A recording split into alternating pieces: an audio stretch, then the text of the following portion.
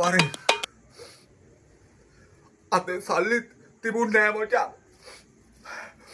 බර්ස්කඩියක් ගෙනාවා. උඹ කාපා. උඹට සනීප නෑනේ. උඹගේ අතේ සල්ලිත් නෑනේ බං. මොකටද මහන්සි උනේ? එහෙම කියන්න එපා මචං. උඹ මගේ හොඳම යාළුවා.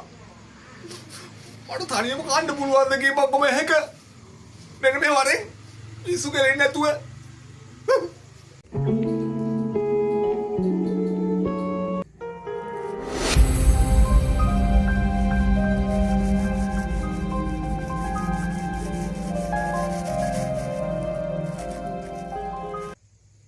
උඹ පොඩි කෑල්ල අරගෙන ඇයි බං මට ලොකු කෑල්ල දුන්නේ?